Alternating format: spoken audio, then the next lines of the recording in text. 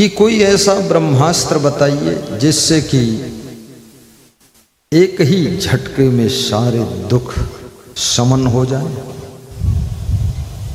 और सुख की धारा प्रवाहित होने लग जाए। एक ही फार्मूला दे दीजिए। कबीर जैसा संत, कबीर को लोग कहते हैं कबीर पढ़े लिखे नहीं थे, स्कूल में पढ़ने नहीं गए थे, लेकिन मुझे लगता है कबीर ने खूब पढ़ा है। स्कूल की डिग्री हो वही केवल नहीं पढ़ा है, घर में रहकर भी लोग पढ़ लेते हैं, आजू बाजू में पढ़ लेते हैं और अनुभव कर लेते हैं। हमारे आश्रम के जो संचालक थे पूज्य श्री गुरुमन देव जी महाराज, स्कूल तो नहीं गए थे लेकिन इतना मोटा ग्रंथ याद था, रामायण याद थी, महाभारत याद थी और बड़ी बारीक बात करते थे, बड़े चतुर थे। उनके सगे छोटे भाई भी संत हैं, आश्रम के कोठारी हैं, अब रिटायर हैं, 90 साल के हो गए। वो भी स्कूल तो नहीं गए लेकिन मोटा मोटा ग्रंथ याद है, समझ है। अक्षर ज्ञान, शब्द ज्ञान और ग्रंथ का ज्ञान, सब्जेक्ट का ज्ञान, ये ज्ञान एक ऐसा ज्ञान है जिससे हम भौतिक क्षेत्र में जानकारी प्राप्त करते हैं। लेकिन जो आध्यात्मिक ज्ञान है, अंतर्ज्ञान है, आत्मज्ञान है, ये ज्ञान ऐसा है जो हम भीतर की यात्रा शुरू करते हैं। बाहर कितनी यात्रा करो लेकिन सुकून की मंजिल नहीं मिलती है। भौतिक सफलता मिलती है, वो भी थोड़ी देर के लिए गुदगुदी रहती है, उसके बाद वो भी फीकी लगती है। जिस दिन तुम गाड़ी लाते हो उस दिन जो खुशी होती है, 1 साल बाद तुमको ही गाड़ी धीरे धीरे भूल जाती है। तुम मकान बनाते हो, 2-3 साल तुमको खुशी होती है, फिर उसी मकान में तुमको कमी दिखने लगती है कि ये थोड़ा गलत हो गया, वो गलत हो गया। तुम शादी करते हो, शादी के पहले जो खुशी होती है वो शादी के दिन नहीं होती, तुम्हें खतरा दिखता कहीं गड़बड़ ना हो जाए। और फिर जब शादी हो जाती है तो और चिंता होती है, खुशी तो अलग ही रह गई।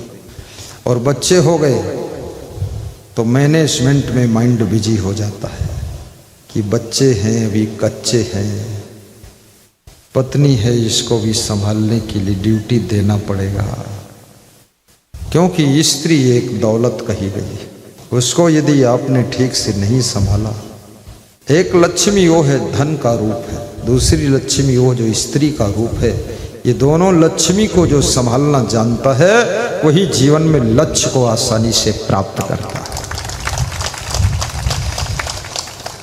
अन्यथा बहुत टाइम बिगड़ जाएगा इनके चक्कर में। इसलिए इनको संभालो। संभालने वालों के लिए संसार स्वर्ग है, जो संभाल नहीं पाते हैं उनके लिए जिंदगी ही नरक बन जाती है। मेहमान को भी संभालना सीखो, मित्रों को संभालना सीखो, परिवार को संभालना सीखो, बच्चों को संभालना सीखो। अभी हमारे श्री माखनलाल यादव से मैंने कहा आगे के दीर्घा में बैठ जाना, बोले मेरी फैमिली है उसके साथ बैठ जाऊंगा पीछे। यानी सत्संग के बीच में भी फैमिली को संभालने के लिए पास में बैठना पड़ता है, क्योंकि ये बड़ा नाजुक सिस्टम है, बहुत नाजुक है, कच्चा धागा है, इधर उधर ना हो जाए। और अभी प्रवचन तो नहीं शुरू किया हूँ लेकिन वो धारा निकल ही पड़ती है, मैं ब्रेक लगाता रहता हूँ, अभी कुछ बताना है। तो कबीर साहब से किसी वक्त ने प्रश्न पूछा कि कोई ऐसा ब्रह्मास्त्र ज्ञान दीजिए जिससे एक ही झटके में सारा दुख दूर हो जाए और भरपूर सुख मिल जाए। दुनिया में सबसे बड़ा संघर्ष सुख और दुख का है, बाकी तो सब चलता है। और बाकी जो कुछ भी तुम करते हो सुबह से लेकर शाम तक, बचपन से लेकर बुढ़ापे तक, उल्टा करो, पलटा करो, सुलटा करो, अच्छा करो, बुरा करो, लेकिन उसके पीछे तुम्हारा लक्ष्य यही है कि हमको सुख मिलना चाहिए, शांति मिलना चाहिए। उस सुख शांति के लिए तुम झूठ भी बोलते हो, सत्य भी बोलते हो, चुप भी रहते हो, मौन भी रहते हो, लेकिन अंतिम लक्ष्य धन कमाना तुम्हारे जीवन का अंतिम लक्ष्य नहीं है। सुख शांति के लिए ही सब कर रहे हो। किस तरह से सुख मिले, जिस तरह से सुख मिलने की संभावना तुम्हारे मन में एहसास होती है, उस प्रयास में तुम लग जाते हो और सुख ढूंढ रहे हो। और सुख ढूंढते ढूंढते बुढ़ापा आ चुका है। सुख ढूंढते ढूंढते बाल सफेद हो गए। सुख ढूंढते ढूंढते शरीर थक चुका है। सुख खोजते खोजते जो सुख बचपन में था वो भी खो चुका है और सुख खोज रहे हैं। सुख ढूंढ रहे बन बन, गिरी गहवर के कंदर में, सुख ढूंढ रहे बनी बनी। कहाँ ढूंढ रहे हो? कभी जंगल में, कभी पहाड़ों में पिकनिक मनाकर तुम सुख ढूंढते हो। कभी मनाली में, कभी कुल्लू में। आप मनाली कुल्लू जाइए, वहाँ देखिए कितने उल्लू इकट्ठे हैं, सुख ढूंढ रहे हैं। बहुत उल्लुओं की भीड़ है। उस स्थान का नाम मनाली कुल्लू है और मैंने वहाँ जाकर देखा, वहाँ हजारों उल्लू इकट्ठे हैं और सुख ढूंढ रहे हैं। और पूजा किसकी कर रहे हैं? अंधाधुंध में। भीम की पत्नी हिडिंबिका की वहाँ पूजा होती है। हिडिंबिका का मंदिर है और हिडिंबिका का बेटा जो भीम के द्वारा जन्म लिया था, जिसका नाम घटोत्कच है, वो घटोत्कच की मूर्ति है, हिडिंबिका की है। हिडिंबिका की मूर्ति के पास में घटोत्कच ऐसे हाथ जोड़कर बैठा है, अपनी माँ का बहुत बड़ा भक्त है। वहाँ ये तो सीख मिलती है कि मातृ भक्ति तो घटोत्कच में बहुत थी। घटोत्कच और बलवान भी बहुत था, क्योंकि हिडिंबिका राक्षस हिडिंब की बहन थी और भीम के प्यार में पड़कर, भीम के व्यभिचार में आकर्षित होकर अपने भाई को मरवाने का काम हिडिंबिका राक्षसी ने किया था। ये जो जिसको लोग प्यार कहते हैं, ये नामालूम कितने लोगों की जान ले लेता है। और ये प्यार तो लिफाफा है, इसके भीतर वास्तव में व्यभिचार है। और कितने बड़े बड़े लोगों ने व्यभिचार करके सब कलंक लगाकर जिंदगी में कोई धन्यवाद के पात्र नहीं रह गए। तो वहां कुल्लू मनाली में उल्लू लोग घूमते रहते हैं, सुख ढूंढ रहे हैं। और कोई मंदिरों में सुख ढूंढ रहा है, कोई मस्जिद में सुख ढूंढ रहा है, कोई बोल रहा है, मंत्र वंत्र बोलते रहते हैं लोग। मैं हिमाचल में गया था तो शिकारी माता का मंदिर था पहाड़ पर, वहाँ सैकड़ों सीढ़ियाँ चढ़कर मैं गया। वहाँ सैकड़ों बकरे रोज काटे जाते हैं। शिकारी माता है। कहाँ कहाँ से कितनी कितनी नई नई माता, नए नए देवता, नई नई देवियों को लोग जन्म दे रहे हैं। और हिंदू धर्म में तो ऐसे बहुत देवी देवता है, 33 करोड़ की संख्या बताई गई। और जो 33 करोड़ की संख्या बताते हैं उनसे मैं पूछना चाहता हूँ, जरा 33 करोड़ देवताओं के नाम की लिस्ट तो आप प्रेषित कर दीजिए। हम लोग नाम तो देख रहे हैं, नाम तक पता नहीं। इतना देवी देवता बना दिया है और फिर भी उसके बावजूद नए नए देवी देवता सब लोग पैदा कर रहे हैं। ज़्यादा संकट में लोग फंस जाते हैं तो संकटा देवी पैदा कर देते हैं, उनकी पूजा करते हैं। और ज़्यादा कहीं पहाड़ों पर जाने की इच्छा तो पहाड़ पर एक बमलेश्वरी देवी को बिठा देते हैं। देवी की रचना करना, देवताओं की रचना करना, इजाद करना, ये मनुष्य के मन का खेल है। मेरे बचपन में एक पर्चा मुझको बस में दिया, किसी ने उसमें लिखा था संतोषी माता का अवतार हो चुका है,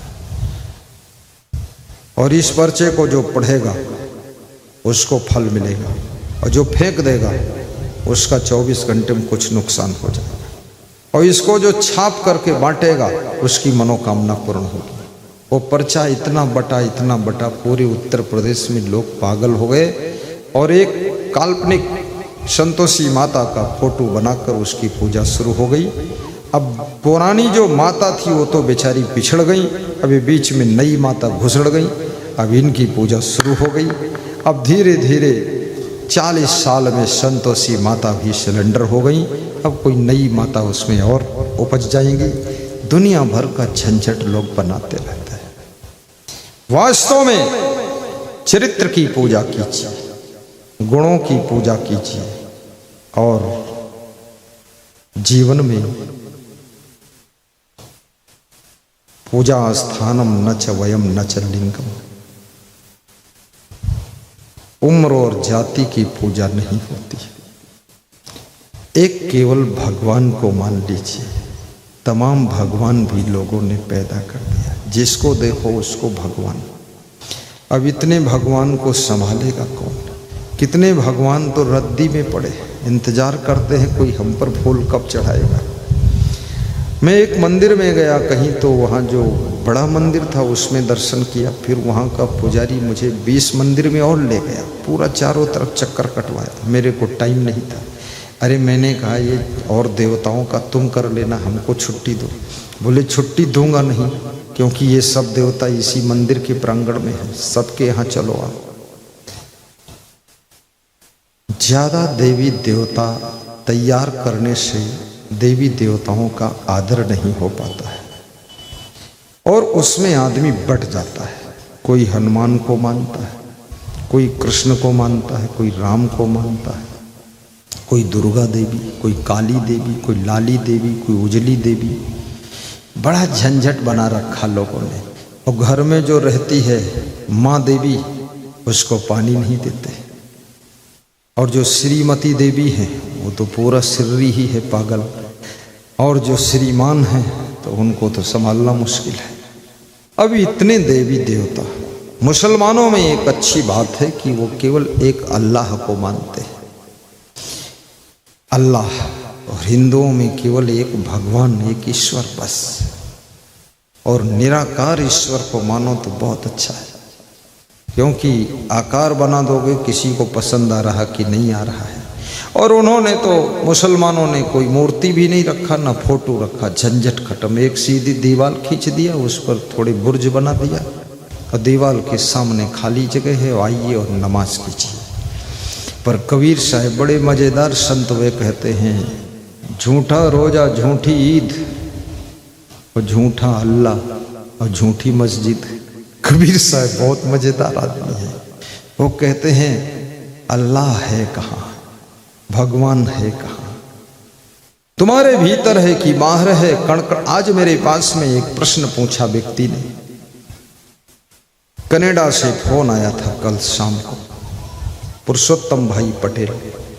उसने कहा इसका उत्तर आप, वो जब फ़ोन करते हैं तो कम से कम 20 मिनट बात करते हैं, उसमें हमारे और कार्य थोड़ा रुकने लग जाते हैं। तो मैंने कहा इसके बारे में अगले दिन बहु पूछा कि भगवान सबके भीतर है गुरुजी, तो इतना पाप कैसे हो रहा है? अंदर बैठा भगवान इनको रोकता क्यों नहीं? बोले लोग कहते कण कण में भगवान है, तो कण कण में भगवान है तो फिर सब कण में भगवान है तो हम लोग कहाँ हैं फिर? जब बचा ही नहीं जगह, सब वही है, तो बीच में हम कहाँ घुसे हैं? बड़ा तर्क किया उसने। उम्र हो गई 80 साल, लेकिन अब उसके अंदर संदेह पैदा हो रहा है। हमने कहा विश्वास में ही शरीर शांत कर दो, ज़्यादा डाउटफुल मत रहो कनाडा में। बोला मेरी पत्नी मर गई और मैं भी बिल्कुल लाइन पर ही हूँ, जाने वाला हूँ, और ये संदेह बहुत दिन से है, पर डर मारे बोलता नहीं था। आज बोला हूँ, कुछ बताओ।